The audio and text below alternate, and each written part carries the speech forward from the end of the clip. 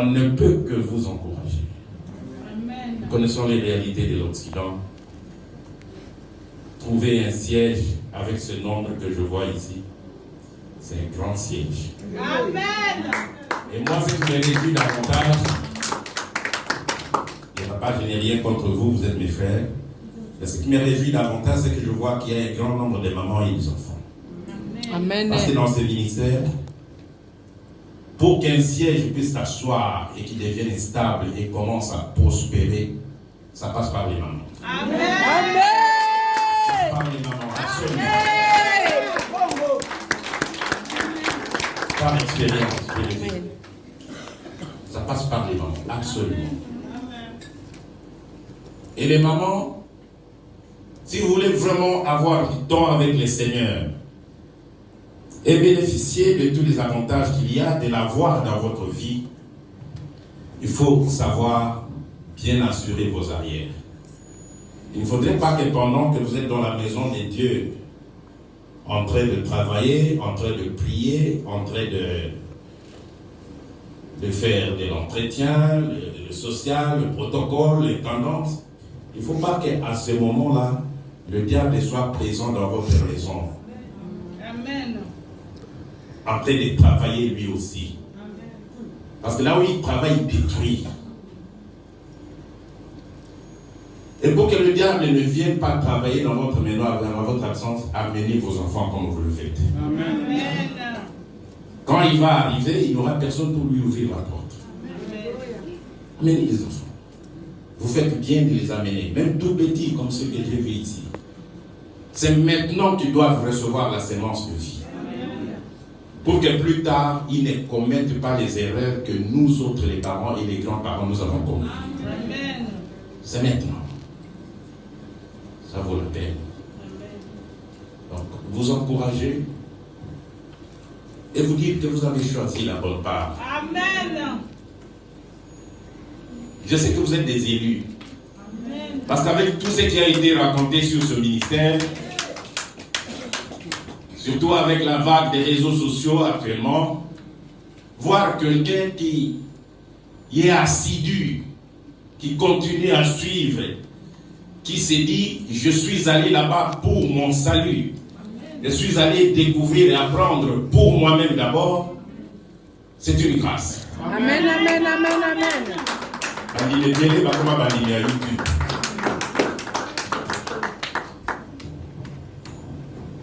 Vous voir là, ça nous fait plaisir. Amen. Et nous disons merci au Seigneur pour sa fidélité. Lorsque les parents commencent le ministère et qu'ils parlaient d'un ministère qui ira partout à travers le monde, le Dieu, il fait tout. Alléluia. Amen. Aujourd'hui, plus de 150 sièges et noyaux à travers le monde, dans plus de 50 pays. Amen, amen, amen. Dieu ne ment pas. Dieu ne ment pas. Le ministère est arrivé et est implanté à des endroits, dans des pays et des villes où papa et maman ne sont même pas arrivés. Parce que c'est l'œuvre de Dieu et Dieu s'occupe de son œuvre. Amen. Il va s'occuper de sa maison, de ses enfants. Amen. Il va s'occuper aussi de ses ouvriers. Alléluia. Maman Ruth, Père Jean-Marc et tous vos collaborateurs, n'aimez pas votre propre vie plus que le Seigneur. Amen. Parce que si vous l'aimez plus que le Seigneur, le jour où l'un des fidèles ici va se révolter contre vous, vous insulter publiquement, vous risquez de déposer. Acceptez, quand c'est nécessaire, d'être blessé pour Jésus, parce que lui, il a été blessé pour vous. Amen. Et en les faisant, ça c'est timide. Ça te belé la ligne Amen. Amen. En les faisant, vous protégez les âmes. La Bible nous appelle les gardiens des âmes, les gardiens des bruits. Un berger, quelqu'un qui garde les brebis, le troupeau du Seigneur, s'il fait correctement son travail, vous allez voir qu'il n'a même pas assez de temps pour s'occuper de lui-même. Il y a une brebis qui est allée se blesser quelque part, il faut la soigner.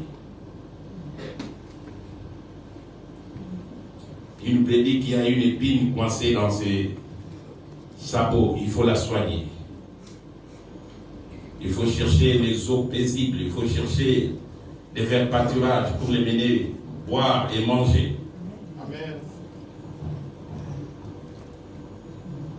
Et pendant ces temps-là, peut-être que vous-même, vous avez besoin que quelqu'un vous dise même un petit mot d'encouragement et de consolation, mais ça n'arrive pas.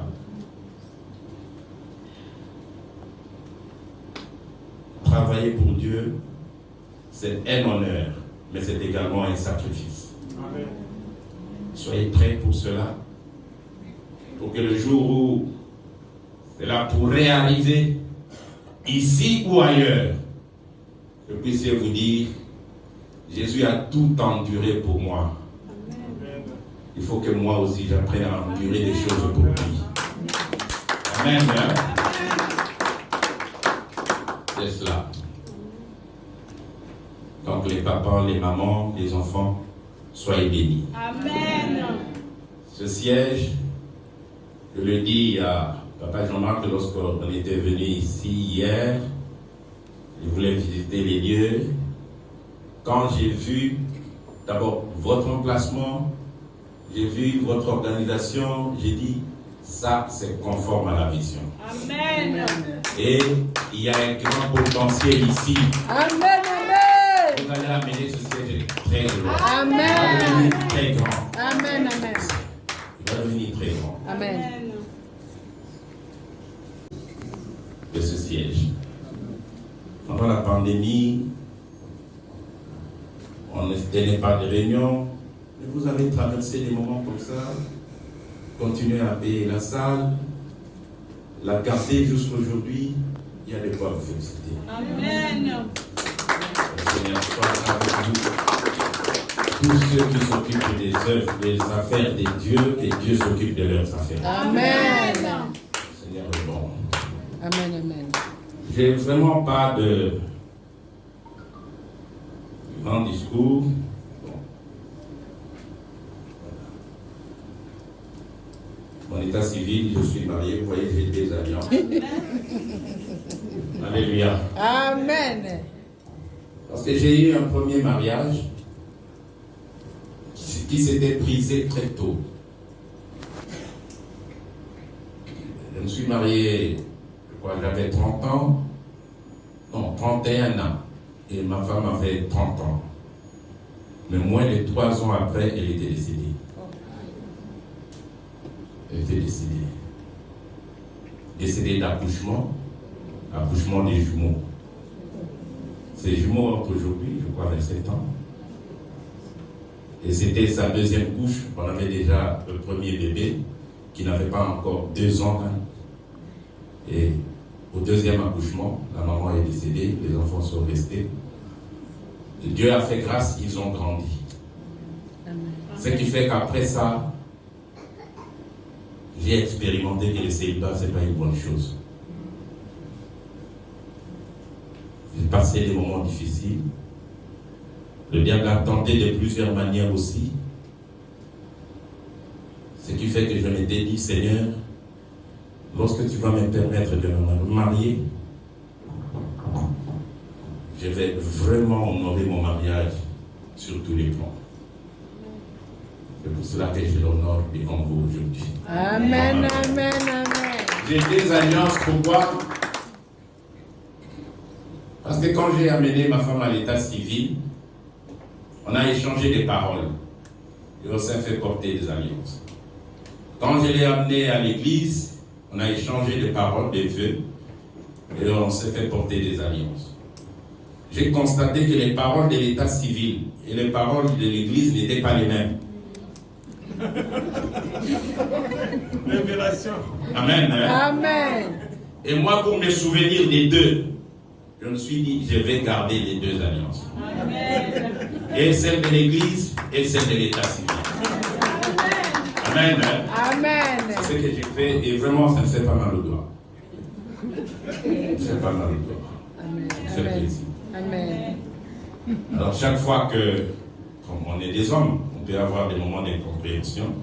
Chaque fois que j'ai des petits moments de décalage de vue, de conception avec ma femme, dès que je regarde comme ça va, mamie, on va arranger. Amen. Amen. Seigneur m'a fait la grâce d'avoir une très belle femme. Amen. Amen. Mais ce n'est pas pour sa beauté que je l'ai épousée. C'est ce que le Seigneur m'a montré, ce qu'était son cœur. Amen. Amen. Amen. Ce que le Seigneur m'a montré de son cœur, ce n'est pas son amour pour moi. Mais le Seigneur m'a montré son amour pour Dieu. Amen. Et moi, c'est ce que je cherchais. Amen. Parce qu'un mari, un homme, une femme, une épouse qui craint Dieu, qui aime Dieu, absolument, il sera en paix avec son mari, avec son conjoint, Alléluia, avec son épouse. alléluia, alléluia. Depuis qu'on est ensemble, on se porte bien. Au moment où nous parlons, moi je suis ici, elle est au Congo. Elle est allée pour la conférence de la JCC et pour regarder un peu quelques petites affaires personnelles que le Seigneur nous a données là-bas. Amen. Amen. Hein? Amen. Je suis content d'être au milieu de vous. J'aurais aimé que ça soit pendant plusieurs jours, mais le programme de ce voyage a été difficile. Mais tel que c'est difficile. Mais tel que je vous vois là, donc Ndebola il a dit nous pousser même l'année prochaine aux zones là. Parce que ce que je vois, il y a des gens qui aiment Dieu, mais à cause de tous les mouvements, moi, l'agitation, mité, salam, la siège, il y a des gens qui hésitent un peu. Est-ce que ça ne sera pas comme à l'époque de... Non, cette fois-ci, vous êtes bien partis. Amen, amen, amen. C'est différent. Alléluia. Cet homme que vous voyez là, il n'est peut-être pas de très grande taille, mais c'est difficile de trouver des choses qui vont l'effrayer. Difficile. Chantage, colportage, accusations gratuites, des fausses accusations, tout ça. Ce sont des choses, d'abord, dont on nous a parlé. Et des choses que l'on sait traverser. Amen. Et il le fera. Vous verrez qu'avec vous, il va aller loin avec vous. Amen, amen, amen. Amen. Amen. Il va aller loin avec vous. Amen. Bénis le Seigneur. Alléluia. Le partage que je voudrais faire avec vous aujourd'hui part de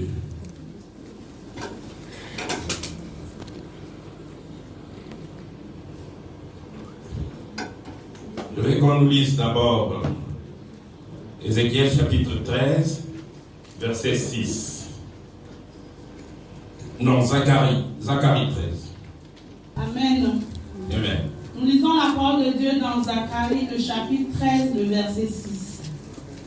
Et si on lui demande, d'où viennent ces blessures que tu as aux mains, il répondra, c'est dans la maison de ceux qui m'aimaient que je les ai reçus, la parole du Seigneur. Amen.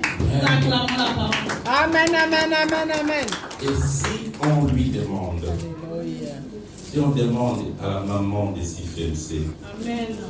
au papa du centre bénévole, Amen.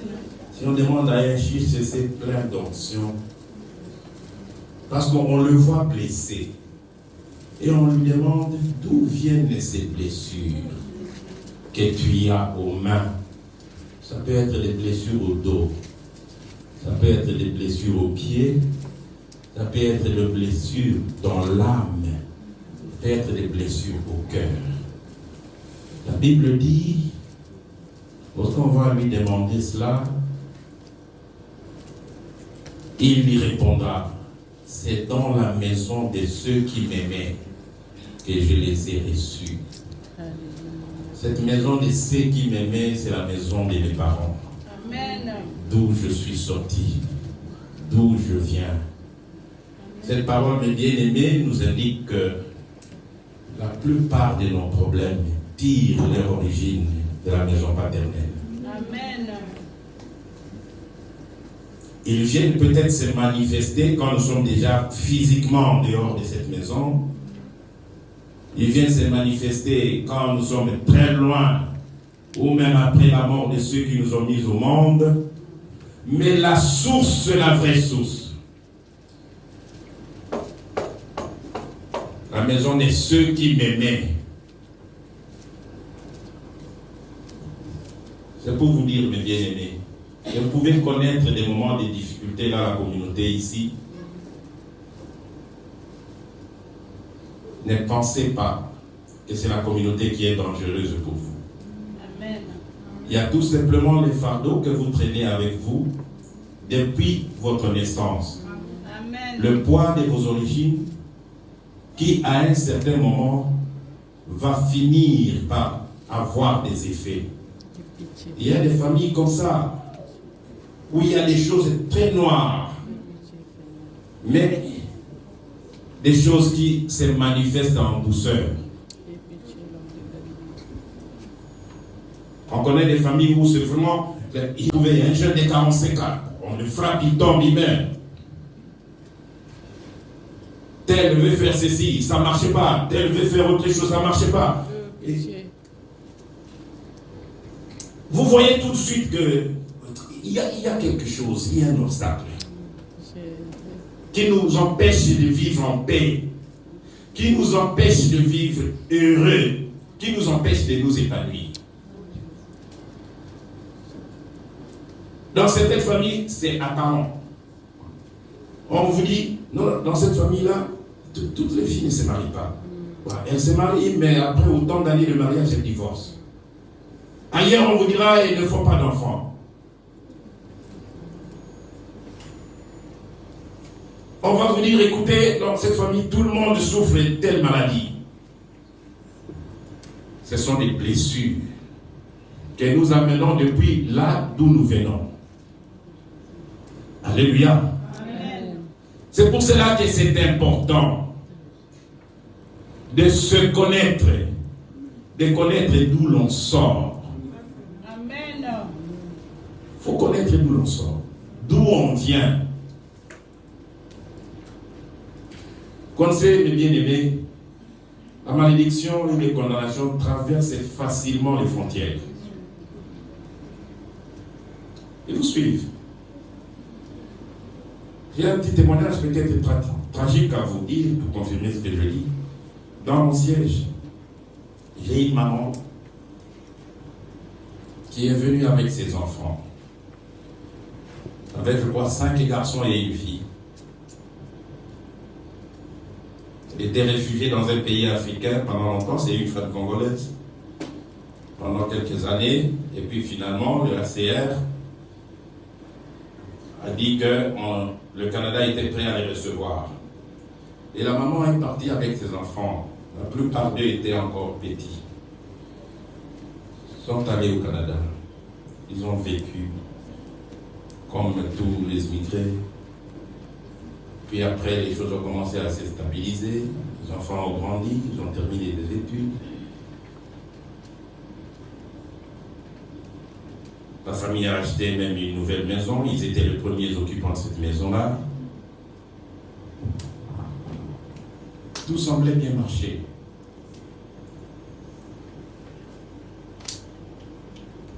Un jour, coup de tonnerre. La maman m'appelle. Elle était de la communauté. Elle était devenue pratiquement folle. Parmi ces enfants-là, l'un qui avait déjà 29 ans, a pris sa voiture un soir. On a pensé qu'il est allé faire des livraisons comme les jeunes gens le font avec leur voiture, ils font le taxi Uber. Et l'enfant n'est pas revenu. Il n'y avait pas de problème. Le matin, rentrait pendant qu'on cherchait à les joindre par téléphone et tout, son téléphone ne passait pas, et on voit la police arriver. On dit à la maman, on vient de retrouver tel, parce qu'il avait des pièces dans ses poches, qui s'est pendu en tel secteur. S'est pendu. Les jeunes au Canada, le problème du travail ne se pose pas pour les jeunes qui veulent travailler. Ils travaillent. Sa voiture qu'il a amenée, c'est même une BMW, bien là. Le petit est allé se pendre.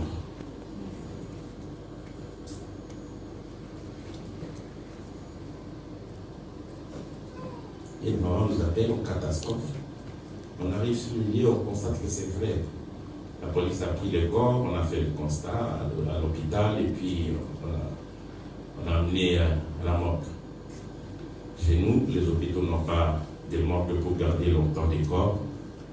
La plupart des morgues sont des entreprises privées. Alors, on a tenu les deux. Quand on est entré dans sa chambre, on a trouvé qu'il a tout arrangé. Ses effets, pour qu'on ne vienne pas chercher très loin. Son passeport, son contrat de travail, ses cartes de banque, ses assurances. Le petit avait tout préparé. Donc il savait qu'il allait se donner la mort. Il avait du temps.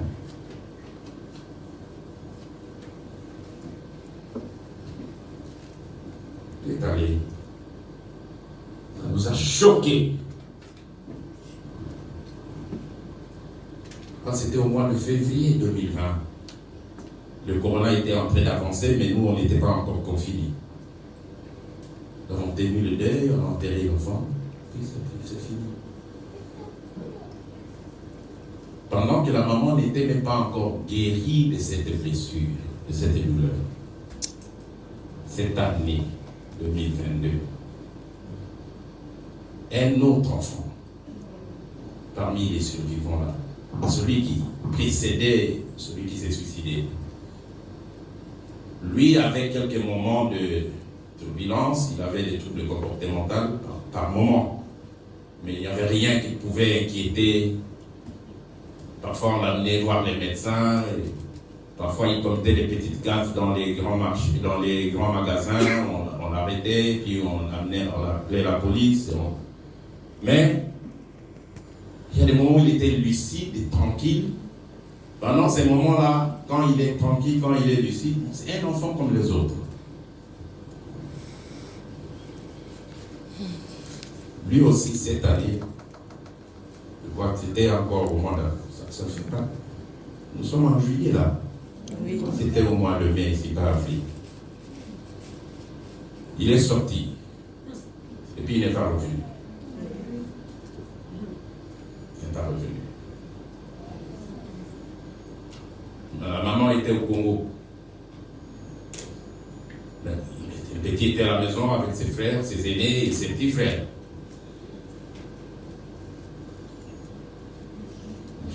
On cherchait. Et puis un jour, son grand frère m'appelle pour me dire, papa, il y a un problème. Quel est le problème? Il me cite les noms, il me dit, il n'est plus. Qu'est-ce qui est arrivé? Et il me dit, c'est la même chose que Robert. Oh, Seigneur. Son petit frère qui venait avec appel. Lui aussi, je ne sais pas comment, il était sorti, il n'avait pas de problème, pas de plainte, pas de compréhension, pas de chicane à la maison avec ses frères. Il est allé, il a sillonné. Et puis, il arrive quelque part et il y avait un petit bois. Et il s'épand. Et toujours la police, il va retrouver le corps et venir l'annoncer.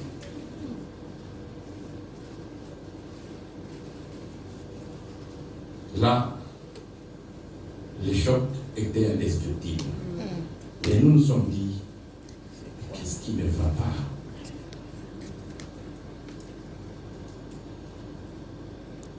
La première faille que nous constatons, c'est que la maman, qui aimait bien le ministère du combat spirituel, Elle a commencé à prier là-bas depuis longtemps, avant même de venir au Canada.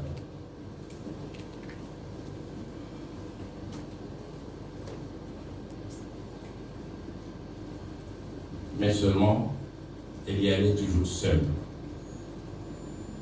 Les enfants ne venaient pas avec elle.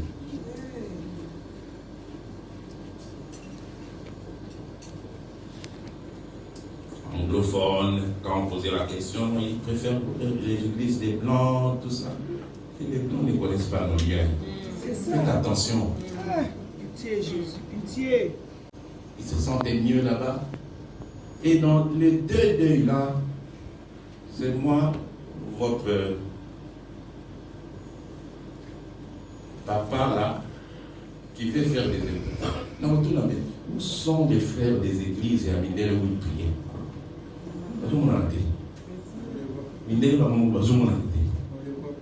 C'est nous qui venons parce que maman prie avec nous.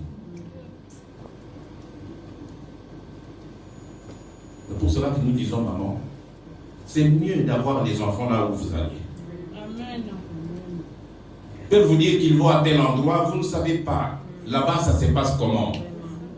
Quel est le fonctionnement? Quelle est la doctrine? Comment on s'occupe de l'encadrement des jeunes? Quel genre d'enseignement ils reçoivent? Pendant que nous étions troublés là, on va recevoir un message audio d'une femme qui a envoyé du Congo. Une femme courageuse qui va dire à la maman, maman, d'abord toutes nos condoléances pour ce qui t'arrive là-bas. Les problèmes qui arrivent à tes enfants là, c'est à cause de ce que leur père a fait ici. Leur papa a fait quelque chose dans la famille et tout le clan s'est fâché contre le papa. Et les responsables du clan lui ont dit, tu fais ça pour punir nos pauvres enfants qui sont avec nous ici au Congo, parce que les tiens sont au Canada. Alors on verra. Et on dit à la maman, c'est ça le problème qu'il faut traiter. Sinon, d'après le schéma de ces gens-là, les enfants vont se suivre comme ça. Et lorsqu'il n'y aura plus aucun enfant, le papa lui-même va mourir.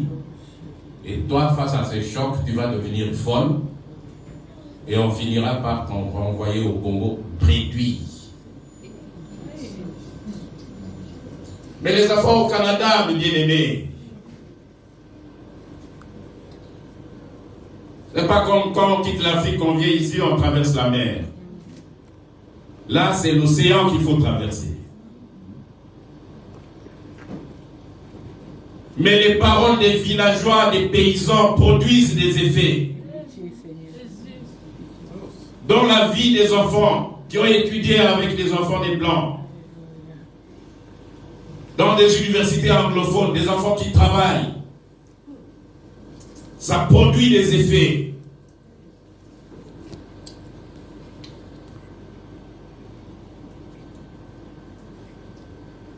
Ce problème-là est encore chaud entre nos mains. On est en train de les traiter encore. C'est pour cela que nous disons, nos blessures, ce n'est pas ici que nous venons. Peut-être ici, nous venons seulement les constater. Mais on nous a déjà blessés depuis d'où nous venons. On nous a déjà blessés depuis d'où nous venons. Il y a des familles où il y a une sorcellerie sournoise. Hein. Vous ne la voyez pas du premier regard. C'est comme ma famille à moi.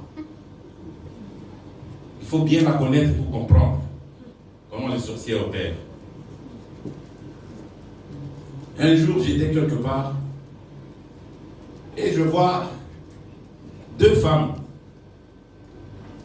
en l'air, volaient vraiment comme des jets, qui étaient à ma recherche. L'une d'elles, je regarde et j'identifie clairement le visage de ma mère, que je ne pouvais pas soupçonner de quoi que ce soit. Personne n'est plus là. Mais l'autre femme, je ne l'identifiais pas. Mais c'est celle-là qui n'était pas identifiée, qui dirigeait l'opération. Ma mère ne faisait que suivre.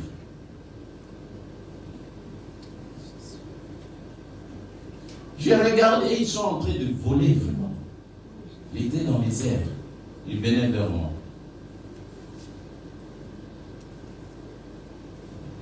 Dans le songe déjà là, j'ai réagi. Je vous frappe l'aveuglement au nom de Jésus-Christ. Puis je sursautais. Quand j'ai sursauté, j'ai chauffé la prière. J'ai chauffé la prière. Vous savez, des choses comme ça, si c'était ma femme qui m'a dit, j'ai vu ta mère et ta soeur en train de me poursuivre.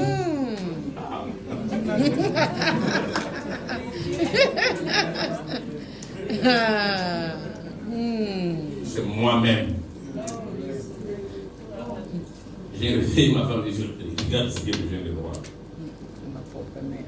J'ai vu ma mère accompagnée d'une autre femme. Celle-là, je ne l'ai pas identifiée.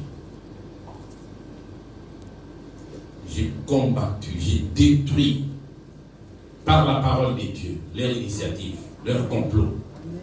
Ils étaient à ma recherche, ils ne vont pas me retrouver. Ne mettront pas la main sur moi au nom de Jésus-Christ. J'ai brisé, j'ai frappé d'aveuglement, j'ai égaré. Le matin se lève, le soleil se lève. Curieusement, je reçois un coup de fil. Je vois que c'est un numéro du Congo. Je me dis, peut-être que c'est quelqu'un parmi les frères et sœurs qui veut parler avec moi. Mais ce numéro n'est pas enregistré dans mon téléphone. Donc, je prends quand même. Dès que je prends, c'est une de mes petites sœurs, avec laquelle je n'avais pas parlé depuis plus de 15 ans. Qu'est-ce qu'elle me dit? Elle me dit, grand frère, moi je t'appelle là parce que je suis en train de finir un cycle de graduat ici. Il faut faire un travail de faire le cycle. Et j'ai besoin de $50 pour terminer, finaliser ce travail. Moi, mon attention, c'est même pas l'argent. Tout de suite, le Seigneur me dit, c'est celle qui n'a pas été identifiée. Amen. Celle qui conduisait les opérations. Ça faisait plus de 15 ans que je n'ai pas parlé avec elle. Et je la vois comme ça. Elle est trop. Pendant que qu'est-ce qu'il fait vérifier? Donc, il venait là pour chercher $50. Vous ne les verrez plus. Même le peu que j'avais l'habitude d'envoyer, je l'envoyais plus. Et si vous êtes fort, venez les jours. Venez prendre. Si c'est la nuit, en tout cas, vous ne retirez pas. Alléluia. Ça, c'est ma famille à moi. La tienne, tu ne connais pas comment ça se passe. Mais la mienne, c'est ça. Et puis un jour, le Seigneur m'ouvre les yeux.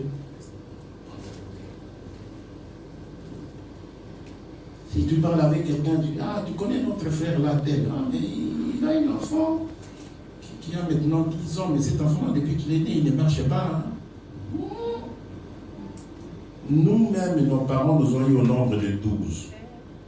Tous normaux, mentalement, physiquement. Cette histoire d'avoir un enfant qui ne marchait pas jusqu'à 10 ans là, il y a un problème. Donc si le Seigneur ne vous ouvre pas les yeux sur les indices, vous allez croire que vous êtes bien. Il n'y a rien de mal. Il y a des familles où la pourriture est bien masquée.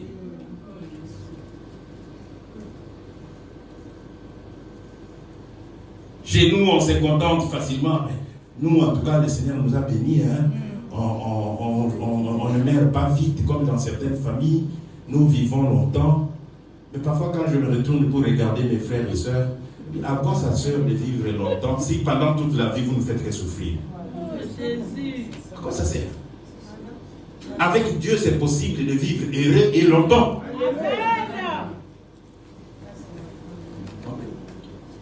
Seigneur vous bénisse.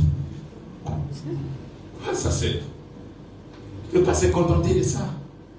Dieu est capable de nous bénir pleinement. Amen. Il est capable de nous protéger. Amen. Alors ce sont ces choses, mes bien-aimés, qui nous suivent et qui nous poursuivent. D'où nous venons. Ces choses qui n'ont pas besoin de visa. Ces choses qui sont longtemps en nous parce que c'est dans le sang.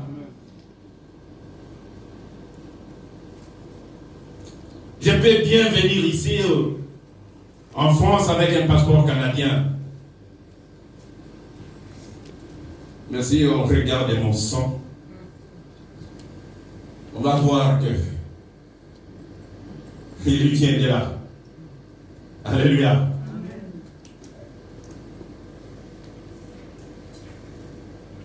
Et la Bible dit la vie est dans le sang. Les frontières n'empêchent pas la malédiction de fonctionner. Que personne ne nous trompe. Je viens de vous donner cet exemple d'une de nos sœurs qui a perdu comme ça, en l'espace de 2 ans, 2 grands garçons. Parce que les sorciers ont parlé au village.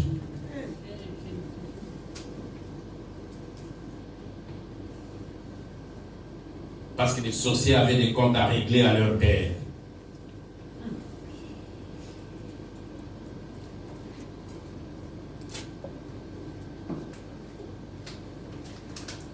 On va nous lire Josué chapitre 2, verset 16. C'est l'avant-dernier passage. Je n'ai pas l'habitude de prendre de longues écritures. Josué 2, 16.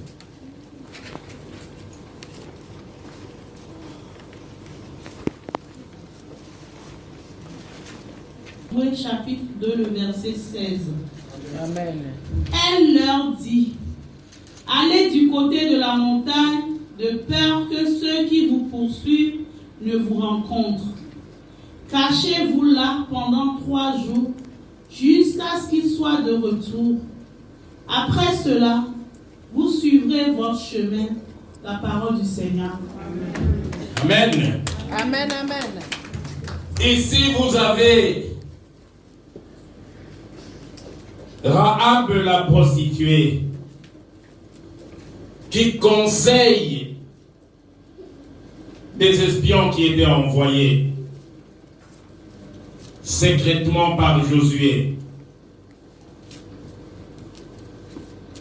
Ces espions-là ont été accueillis dans la maison de Rahab. Et il y a eu des gens qui les poursuivaient. On a été informé qu'il y a des Hébreux qui sont arrivés dans la ville de Jéricho, qui sont venus espionner.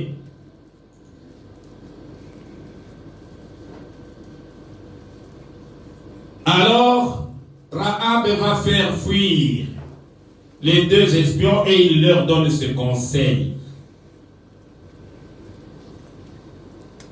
Il leur dit, allez du côté de la montagne, de peur que ceux qui vous poursuivent ne vous rencontrent. Cachez-vous là pendant 3 jours. Alléluia. Amen. La femme savait que ces hommes sont poursuivis. Il y a des gens qui les recherchent. Et il leur dit, allez à la montagne. Pas que remarqué, pour nous au ministère ici, aller à la montagne, c'est-à-dire quoi? Monter en prière. Et la femme décrit même le nombre de jours. Il dit pendant 3 jours, restez là-bas. Pour que ceux qui vous poursuivent ne mettent pas la main sur vous.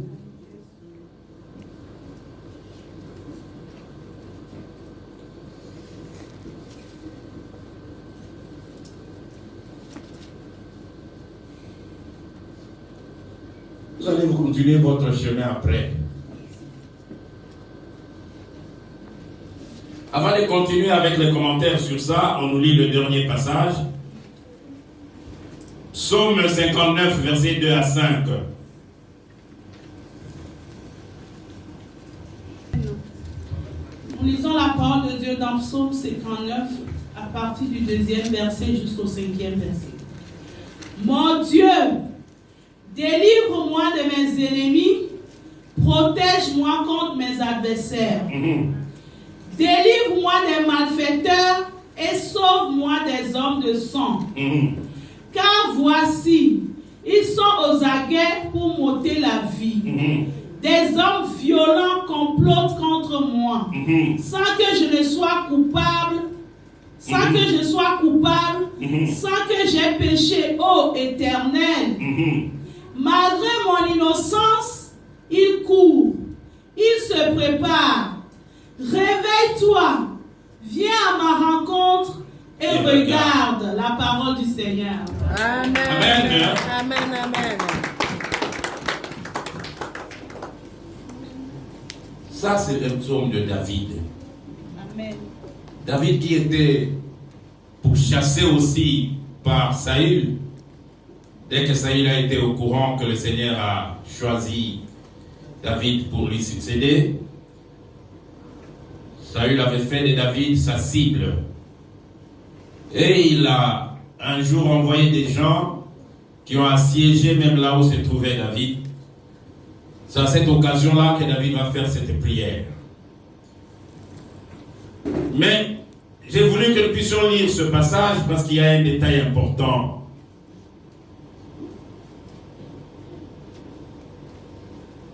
Des hommes violents complotent contre moi. Et il précise, sans que je sois coupable. Sans que j'aie péché. Parce que souvent, les gens se posent la question, mais moi, qu'est-ce que j'ai fait? Avec les sorciers, ce n'est pas ça le problème. Que tu aies fait quelque chose ou que tu n'aies pas fait, leur problème, c'est la destruction. Les méchants, ils complotent pour détruire. Déjà, tu as commis une grande infraction en devenant chrétien. C'est suffisant pour être condamné par ces gens-là.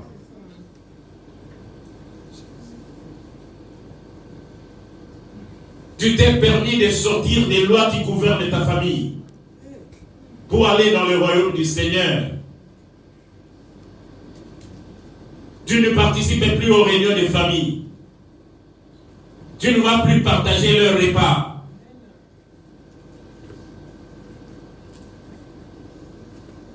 Pour eux, notre attitude là fait de nous des traîtres. Parce que nous les avons quittés. Nous sommes sortis de l'obscurité. Il y a certaines choses qu'on nous faisait faire. Aujourd'hui, quand vous regardez, pourquoi? Hein? Pourquoi?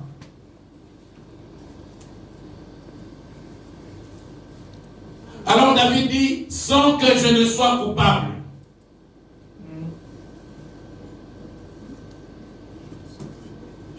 Sans que je n'ai péché.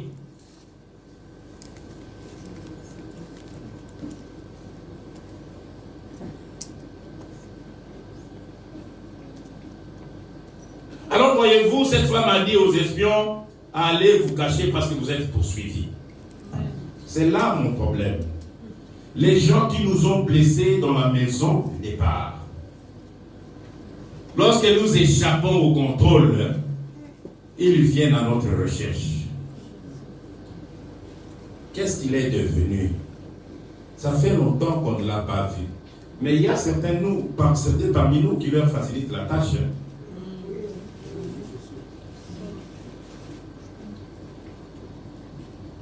Un plat de spaghettis, tu manges, tu prends en photo, WhatsApp. Le Seigneur bénit avec une voiture. Côté de la portière, photo, Facebook. Le Seigneur donne une maison où on change le mobilier. Assis, photo, WhatsApp, Facebook. Donc vous vendez l'information vous-même. Vous donnez. On voit qu'est-ce que vous faites et qu'est-ce que vous faites. Mais ce qui est malheureux, c'est que vous ne connaissez même pas ce qu'ils font. Quand ils tiennent leur réunion la nuit, vous n'êtes pas au courant.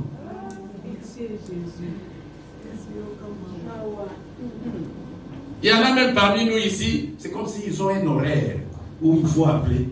Donc ils appellent au Congo, ils appellent en Afrique, au Togo, Côte d'Ivoire, Brazzaville, tout ça. C'est comme si on respectait un horaire de prière. Parfois jusqu'à dire, mais maintenant là c'est difficile de m'avoir parce que j'ai changé de travail, bon j'ai trouvé un autre travail qui paye mieux, mais là je travaille de tel... Ah bah!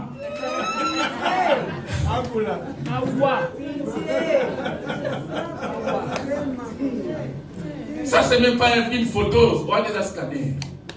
Aucun détail caché. Quelqu'un qui est poursuivi peut faire ça? Non. Quelqu'un qui est poursuivi, on lui dit, cache-toi. Cache-toi. Alléluia. Sois discret. Le moment viendra où tu vas réapparaître.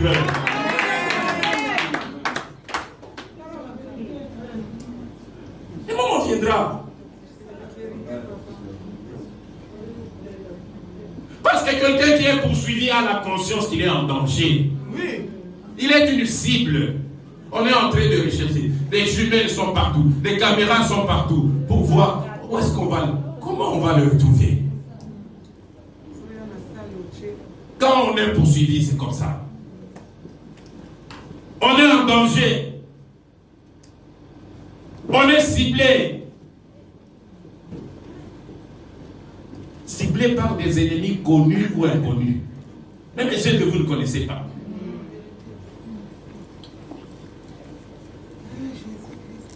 Dans ce cas-là, mes bien-aimés, on ne s'expose pas. On n'a pas droit à l'indiscrétion.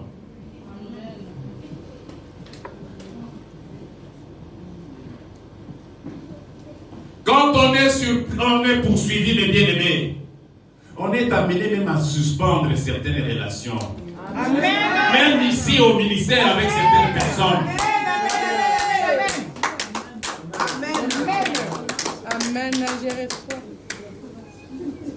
Quand je vois que cette relation-là ne m'aide pas à avancer, elle commence à peser, ça me donne des plombs sur les ailes. Je suspends ma relation. Ce n'est pas que je n'aime pas la soeur, je n'aime pas le frère. Je suspends la relation. Je ne suis pas venu ici pour entretenir des relations. Je suis venu pour mon salut d'abord et pour vivre une vie heureuse, une vie comblée, une vie épanouie dans le Seigneur. Et lorsque je constate qu'une relation était frein pour mon épanouissement, je vais la suspendre en attendant. Amen, amen, amen. C'est vrai que celui qui sera suspendu, il ne va pas se taire. Il va là-bas. On va voir si c'est lui qui va saisir Jésus par sa robe. Est-ce qu'il est la première à jeûner, la première à prier? C'est son affaire. Amen. Quand le Seigneur va vous bénir, c'est vous qui serez bénéficiaire. Amen, amen, amen. La personne en question, vous ne savez même pas si elle continue à être entretenue par les grands maîtres de sa famille. Et il veut vous garder dans le même système. Quand vous avez décidé d'ouvrir les yeux, de marcher avec le Seigneur, il y a des relations qu'on peut suspendre à un certain contact. Alléluia. C'est facile, mes bien-aimés. Lorsque vous rencontrez quelqu'un et qui se met à vous parler pour savoir si c'est une bonne relation, après son départ, faites le bilan. Qu'est-ce qu'il m'a dit de positif? Qu'est-ce qu'il m'a dit sur lui-même? Qu'est-ce qu'il m'a dit qui me permet d'avancer? Amen. Alléluia. Amen. Il y a des personnes, ils viennent vous parler à 80%. Il n'a parlé que des autres. Ni de lui-même, ni de vous. Vérité. Ça, c'est un assassin. Il est venu s'aimer du venin dans votre cœur. Il est venu vous nourrir d'amertume. Des gens comme ça, même si ça fait... vous voyez, nous sommes arrivés ici à Rennes ensemble, ça fait plus de 20 ans, on s'est connus. Non. Vous venez de chez vous, lui, il vient de chez lui. Amen. Vous n'avez pas les mêmes combats. Amen. Il y a des gens peut-être qui ils ne projettent même pas de se convertir. Ils viennent, ils fréquentent les communautés, il peut être ici avec nous, on chante Alléluia, lui aussi Alléluia, la louange, il danse, et offrande, il vient déposer, construction, il y donne, mais son cœur n'est pas avec Dieu. Ça peut arriver. Et ces gens-là, généralement, quel rôle ils jouent dans les communautés, dans les assemblées? Ils jouent le rôle de corbillards. Ils amènent les gens au cimetière, Et lui, ils vous déposent, geste. et il rentre à l'église. C'est-à-dire quoi? Si vous continuez à lui tendre l'oreille, il va arriver un moment où vous ne voudrez plus venir ici. Amen. Mais lui, ça va et vient. Fait des va-et-vient. Il peut disparaître pendant un certain moment, mais vous le verrez revenir. C'est-à-dire qu'il est venu prendre d'autres clients. D'autres abonnés. Si vous n'avez pas les yeux ouverts, vous ne comprendrez pas. Quand vous avez la conscience que vous êtes poursuivi, vous devez être vigilant. Amen, amen, amen. Vous devez être vigilant. Vous devez aussi préparer la contre-attaque. Au cas où, comment je vais réagir? Quand on est poursuivi, on se retire pour chercher la face de Dieu. Amen.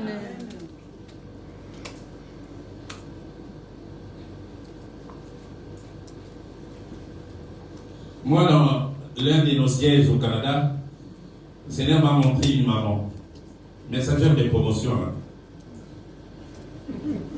Quand on décrète les retraites, c'est en réalité une journée.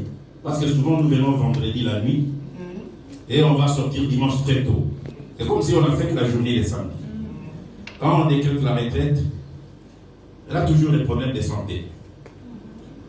Papa, je ne saurais pas venir. Je suis en train de prendre un médicament.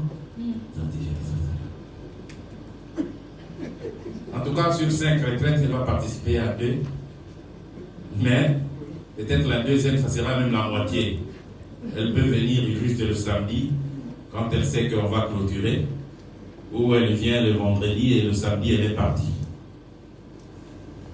Mais, lorsque c'est une fête, même si vous ne l'avez pas appelé pour lui dire qu'il y a fête. Pitié, Seigneur. Pitié, Yahweh. Même si vous ne l'avez pas appelé, je ne sais pas comment elle est font. Il faut la voir.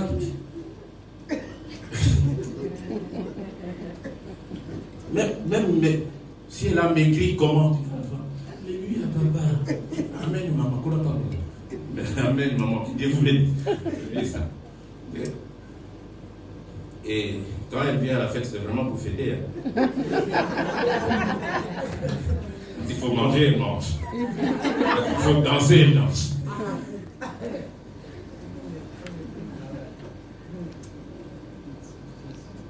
Il faut savoir chercher la face de Dieu. Quand on est poursuivi, on doit avoir des moments de prière. N'attendez pas seulement de venir ici. Alléluia. À la maison, pratiquez ce que vous apprenez ici. Il y a des gens qui n'ouvrent leur Bible que quand ils sont ici à la salle. Mais dans ces cas-là, que Papa Jean-Marc arrange un coin où vous allez commencer à laisser vos Bibles ici, pourquoi vous les amenez à la maison?